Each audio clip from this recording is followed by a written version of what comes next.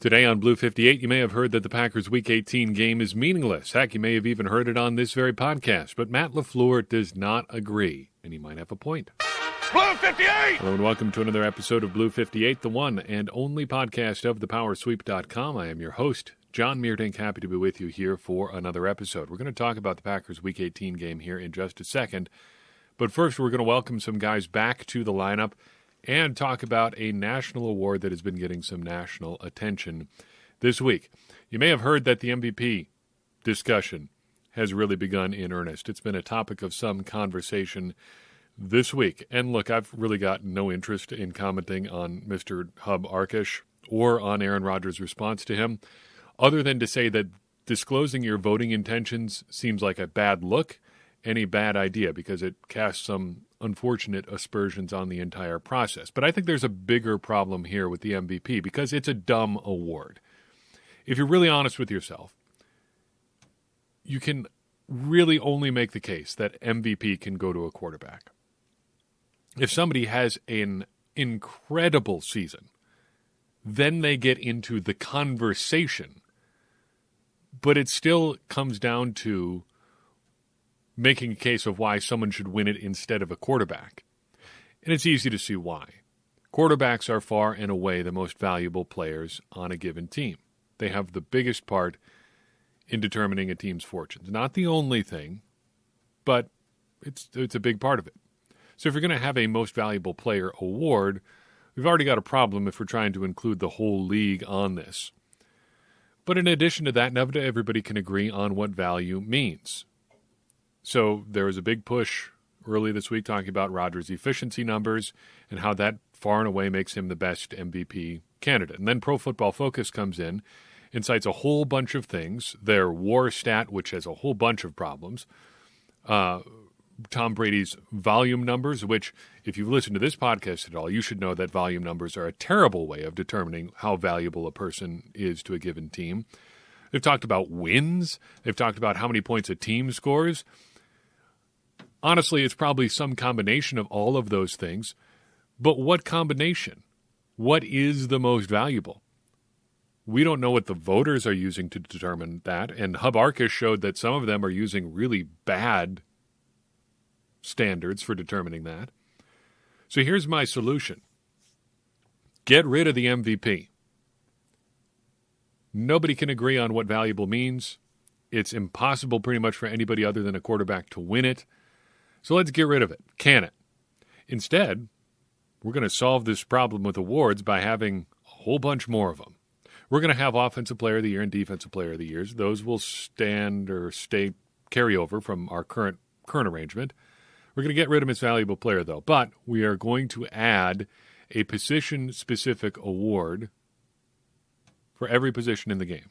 We're going to have Best Quarterback. We're going to have Best Running Back. We're going to have Best Wide Receiver. We're going to have Best Tight End. We're going to have Best Offensive Lineman. You could even get specific. You want to go like college football and have the Best Center, do the Remington Award? Sure, we can do that.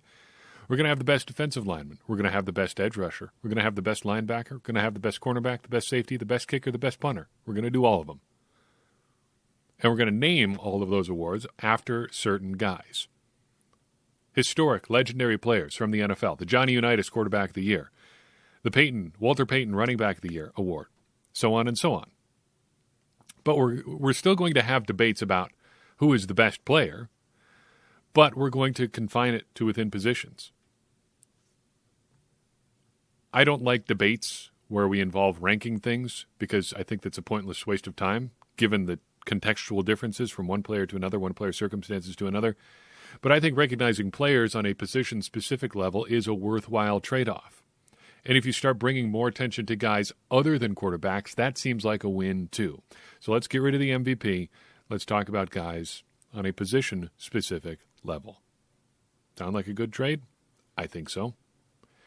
Packers returned several guys to practice today. Among them, potential MVP Aaron Rodgers, who was practicing in the middle of the week for the first time since October, which is pretty remarkable. Also joining him on the practice squad today was Josh Myers and Randall Cobb.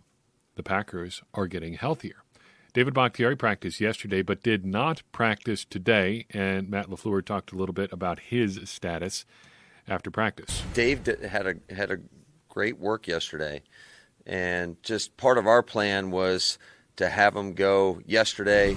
Today he'll condition, and then we'll have him back out there tomorrow. So I guess that was prior to practice. But he did conditioning today. He will be on the field practicing tomorrow. And there is a chance, however small, that he could play some on Sunday. We'll figure out more about that either today or Saturday as you're listening to this, today assuming it's Friday when you're listening.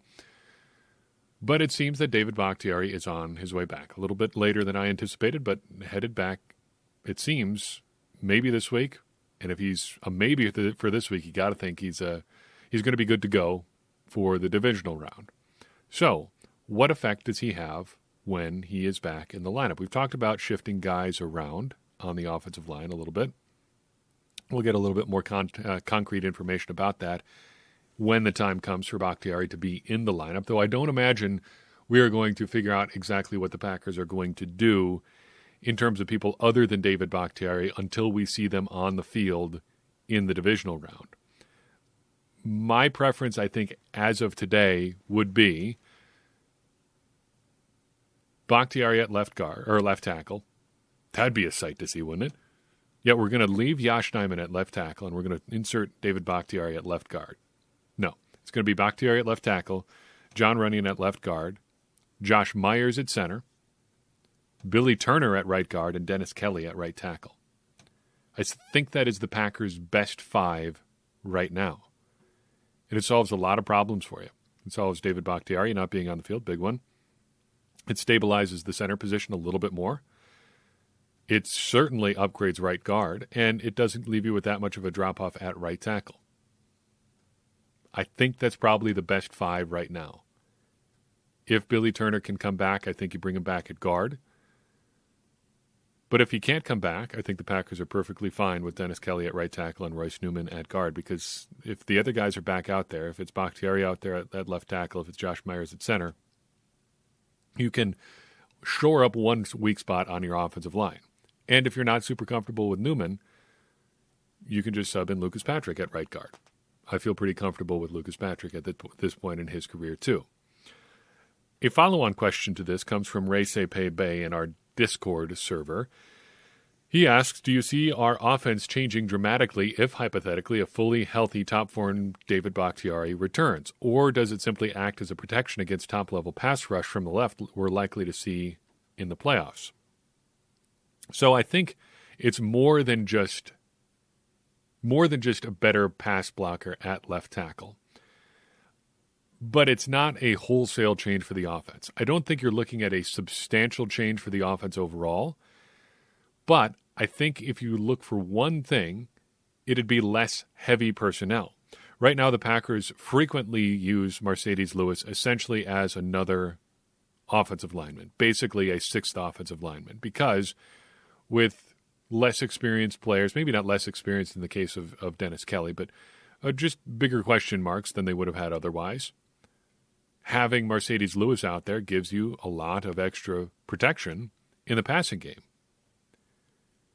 with the trade-off that you have fewer pass catchers available.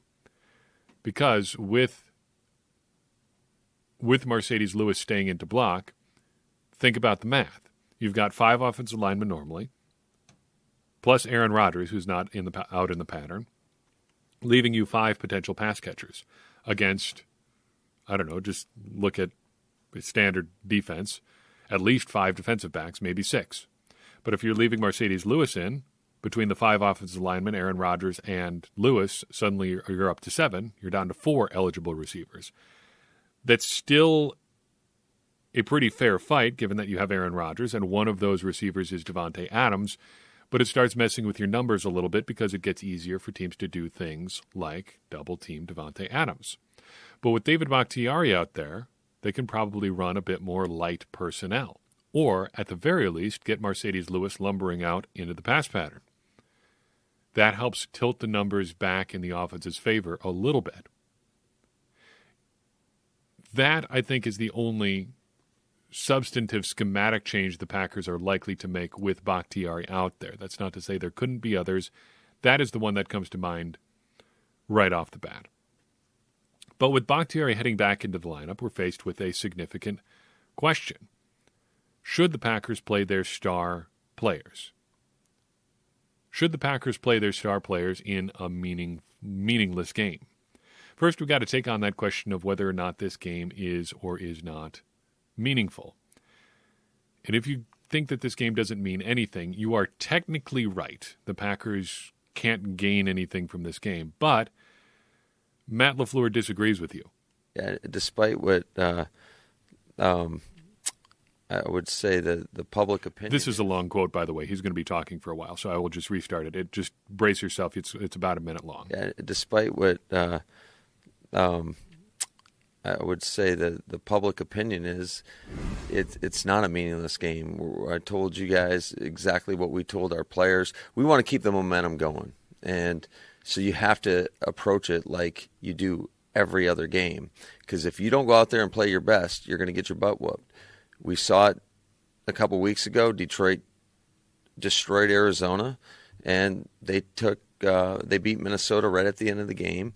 And you just look at how they played at home. Outside of, I know there was the Cincinnati and Philly games, but if you look at how they battled and came back in week 1 versus San Francisco 49ers, and shoot, they had Baltimore on the ropes. So this is a team that plays well at home. I know they're going to be highly motivated to give us everything they have. And so our guys are going to prepare as such, like they would every other week. So Matt LaFleur doesn't think it's meaningless just because of the effort you are likely to get from the Detroit Lions. But buried in that quote is another thing that I think has some merit. He talks about maintaining momentum. And I think momentum is a tricky thing to talk about because it's hard to quantify. But I think what it boils down to is talking about staying in your routine. Think about if you've ever trained for a sporting event. Well, the best example might be training for a race. If you have ever run like a 10K or a 5K or whatever and gone through a training program, you know that they try to work it so you're peaking towards race day. You've got this routine where you're building towards a certain thing at a certain time. Football is a lot like that, except the peaking cycles are shorter. You're trying to peak every single week. You're trying to build towards Sunday every single week. You're in your routine. You're preparing for the same things. You're getting ready to play and go down. And you kind of, if you're on a football team, you get into this rhythm of going through that each and every week, and you're playing you're operating at a pretty high level, kind of in waves. But you keep the effort level high, though focused on different things throughout the week. I think what Matt LaFleur is concerned about, and I think not without merit, is the idea of taking a substantial part of your roster and just gearing out of that cycle of peaking week in and week out for a few weeks at a time here. The Packers are already going to be without a game for at least 1 week, and we're going to go essentially 3 weeks between games that can really impact the standings. I think he wants to avoid falling out of that rhythm of trying to peak every Sunday or Saturday, as the case may be, heading into the playoffs. So he's trying to protect that routine for as much of the team as possible. Is that the right thing to do? I lean towards yes. And I understand the injury risk. Obviously, that's a concern. It could potentially ruin your entire season. But injuries can and will happen elsewhere. Think about David Bakhtiari. Where did he tear up his knee last season? In practice, in a non-contact drill, and that has now affected 2 seasons now. Injuries are a real concern, sure.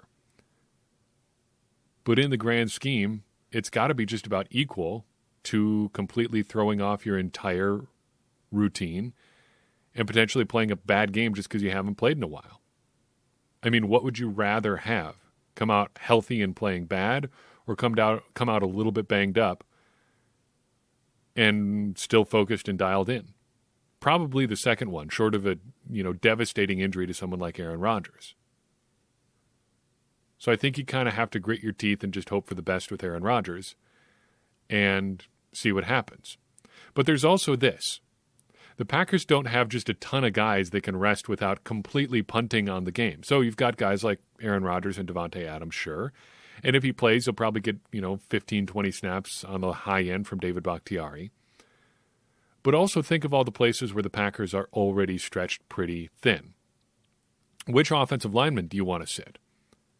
You're already on, if David Bakhtiari doesn't play, your third-string left tackle, your second-string left guard, your second or third-string center, depending on how you count, Royce Newman at right guard, just the stalwart, as we've all come to understand him to be, and your second-string right tackle. You're pretty thin there already. You're pretty far down the depth chart. So how much do you want to compromise that if you're trying to just play a football game? What about in the secondary? We've seen him in small doses. How many reps do you think Isaac Yiadom should get? Safety group, kind of the same thing. They've resisted playing Vernon Scott to this point when they didn't have to. You want him out there again? What's the point? If they know what they've got in him, what are they trying to do other than just stay completely healthy? A real concern, but sure, for sure. But if you're trying to play together as a defense, having guys like that out there is kind of undermining your goal too. My point is, even if the Packers do rest their big guns, there are still going to be more than a few big names out there. Some starters, some guys who play a lot of reps. So no matter who's playing on Sunday, cross your fingers. Because injury concerns aren't going away, even if Davante Adams and Aaron Rodgers are on the shelf. What about Jordan Love, though? Jordan Love, I think, has to play this week. There's really no reason to not get him out there. And Matt LaFleur has already spoken a little bit about some of the things he's looking for in Jordan Love heading into this week. Rob Demovsky in LaFleur's presser today asked what I thought was an astute question, saying, what is Love improved on since you saw him playing against the Chiefs, having not really taken any starters reps heading into that game. The past couple months since then, the past while since then, he's been taking basically number one reps the entire time because Aaron Rodgers' foot has been hurt. So what's changed?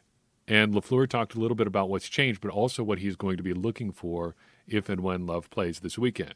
I would say in every facet of just understanding what we're trying to get accomplished on each and every play. I think the consistency with his footwork, because I always think footwork is the foundation of good quarterback play, and how you let your feet take you through your reads and making sure that your eyes match your footwork. And so I just think that those are valuable reps that he's been able to get during practice, and hopefully that translates if he gets an opportunity to play. So LaFleur's going to be watching for footwork. I think that's a great thing that we can try to be watching for too. But more to the point, I'm going to be watching for a Jordan Love specific game plan on Sunday. What is a Jordan Love game plan? I think it starts with what it isn't. It's not the Aaron Rodgers offense run by Jordan Love. We saw the problem with trying to do that when the Packers played the Chiefs. The game plan for most of that game basically asked Jordan Love to diagnose blitzes like Aaron Rodgers. They came out just trying to run their normal stuff, and the Chiefs said, all right, if that's how it's going to be, you're getting everything. Here it comes. What are you going to do? Counting on the fact that Jordan Love has not seen a lot of NFL-caliber blitzes, at least, not from behind center, and they figured he wasn't going to be able to process that. You can run your normal game plan against that kind of defense when you have Aaron Rodgers.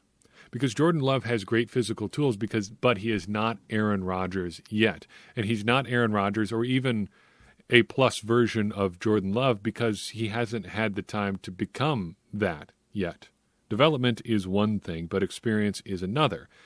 And recognizing blitzes and responding, that stuff is experience, and that stuff takes time. Remember what Chris Collinsworth was saying about Aaron Rodgers during the Vikings game. He was talking about how Harrison Smith told them that it was almost impossible to play against Rodgers because there's nothing you can do to surprise him. He's seen everything. And I love the anecdote that he got out of Harrison. I would have just been licking my chops if I was in that production meeting and he said something like that to me. I just wouldn't have hardly been able to wait to say something, to relay that on air.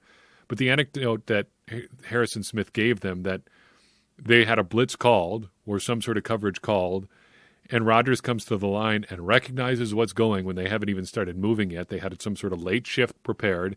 And he points at Harrison Smith and says, "You, come down here. That's where you're going, right?" And Smith said he had no choice. He just kind of had to hang his head and walk there. Yeah, that's where I was going to go. All right, well, this isn't going to work.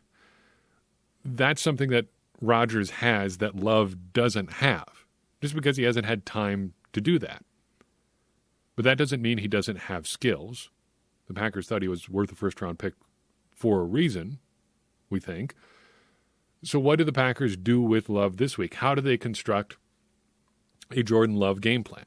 I'm not an X's and O's guy as much as, a philosophical sort of guy, I should say. I can't give you specific plays that should be running, but I think we can look at 3 different types of plays that the Packers should be focusing on for Jordan Love. The first is confidence builders. This is the easy stuff. This is your bread and butter passing game stuff that everybody who is a quarterback on your team should be able to do. This is going to be play action bootleg type stuff and 2 or 3, I think, hot read plays for easy completions. The hot read stuff, I think, is important in addition to just the simple dump off pass type stuff, because helping Love practice getting out of bad looks, whether it's a bad fit for the run or a bad route combination based on the coverage you see they have, getting out of that stuff and getting into easy or easier completions is a good way to start that process of getting from the Jordan Love offense into the Aaron Rodgers offense. So that's step 1. Call the confidence builders the easy stuff. Secondly, I think the Packers need to prepare to have a couple showcase pieces for Jordan Love. Top of your head, just think about this for a second. What are 3 of Aaron Rodgers' best throws? Not specific plays. I'm not looking for, him hitting Randall Cobb to beat the Bears on 4th down, dodging around Julius Peppers thanks to a block from John Kuhn. I'm not looking for that. I'm looking for kind of throws. So think in your mind, what are the things that you see Aaron Rodgers doing really well on a regular basis? Here are mine. I've got 3. First, a crossing deep shot. Usually it's a guy going across the field towards the deep left corner, going right to left, sometimes a double move in there, basically so he can throw it deep and a guy can run under it in that part of the field. This is the Jordy Nelson shot play. More recently, we've seen this a lot from Marquez Valdes-Scantling and occasionally Allen Lazard. MVS scored a deep touchdown on this in the first Vikings game. It's basically just a deep crosser across the field, like a super extended post route. The second one I would say is what he calls the transition go route. So it's what would normally be a go route, but he throws it early enough that it beats the corner and fits it in front of the safety, usually against a cover 2. So John Gruden was always good at pointing out the holes in a cover 2 defense. When he was in the broadcast booth, he took great pains to call it the turkey hole during a Thanksgiving broadcast. Nobody actually calls it that, but it's that hole on the sideline in a cover 2 defense between the corner and a safety. Aaron Rodgers faces a lot of cover 2 shell, as do a lot of elite quarterbacks, because it prevents them from going deep with the ball. But the way that he likes to beat that is by just hammering that hole in the zone. And he did this twice with Davante Adams on the first drive of the game last week. The third kind of pass that I think we see a lot from Aaron Rodgers that he does really well is a 15-yard dig route, give or take. Go 15 yards down the field, cut it straight across, or round it straight across the field, running parallel to the line of scrimmage. Allen Lazard had a couple of those.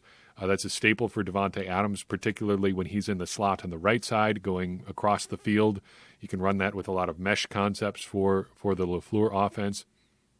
But those off the top of my head are the three throws that Aaron Rodgers does the best, and so they build a lot of the Packers' offense around that. 2 of those 3 kinds of throws hinge on terrific accuracy. The transition go, fitting it in the cover 2 hole on the sideline, that takes a lot of precision, especially if you want to do it the way that Aaron Rodgers and Davante Adams do it. Put in a back shoulder component, you got to be pretty darn accurate to make that work on a regular basis. That dig route 2 often involves throwing above a linebacker, below a safety, with a cornerback trailing behind. There was a good example of that kind of route in the Ravens game. I think it was to Marquez Valdes-Scantling just outside the left hash, but he was coming across the formation right to left. Just zips it in there pretty as can be. But, boy, is there a small window on a lot of those throws. terrific accuracy is not necessarily a hallmark of Jordan Love's game, at least not at this point in his career, maybe not ever. But he does have a lot of arm talent. So what can the Packers do to showcase him a little bit? I think you need to take a few shots with Jordan Love. Let him try to work the ball down the field however they can. Whether that's straight go routes to a guy like Marquez Valdes-Scantling, whether it's more schemed up deal to someone like Alan Lazard, who knows? But let him show what he can do. The Packers coaches certainly know what his strengths are. Find those strengths and put in a few of those pieces that really let him rip it. And I think it probably is going to involve him pushing the ball down the field. Finally, the quick game. If all else fails against the Lions, LaFleur should fall back to his second-half game plan from the Chiefs game, because Jordan Love has shown some aptitude for just getting the ball out quickly when he has to. And I think that is something the Packers can do to get him some high-quality game reps if it comes to that. If nothing else is working, just have him crank up the tempo, one read and go. Look for the quickest possible out you can, and have him just go from there. I think if you incorporate those three kinds of throws into your game plan, the confidence builders, the showcase type throws, and just quick game if you need it, you're well on your way to having a good game plan for Jordan Love and well on your way towards a game plan that's going to help you get a good look at Jordan Love, which really is the ultimate goal here. If the Packers don't win, that's one thing, not even a very important thing. But if they can get out of that game healthy, having gotten a great look at Jordan Love, that seems like a win to me. What do you think? What do you want to see from the Packers in Week 18 against the Detroit Lions on the road in Detroit? Let me know. I'd be interested in your thoughts, and we'll circle back after the Lions game to review a few of them if you have them. In the meantime, that's all I've got for you in this episode. I appreciate you listening in. I appreciate you sharing this podcast with someone. If you enjoyed it, find somebody else you think is going to enjoy it too. Share it with them. It's going to help more people find the show. And that is the number one way that we grow. We don't grow through social media. We don't grow through advertising, because who has the time to figure out how to advertise your own podcast on top of making a podcast? We grow through word of mouth. So if you like the show and you want to help other people find it too, I'd appreciate it if you'd pass it along. I'd appreciate it as well if you would just continue to listen and bring in as many people as you possibly can, because that's going to get more people involved in this conversation you and I are having about the Green Bay Packers, which in turn is going to help all of us, me included, perhaps me especially, become smarter Packers fans. And as I always say, smarter Packers fans are better Packers fans, and better Packers fans are what we all want to be. I'm your host, John Meerdink. We'll see you next time on Blue 58.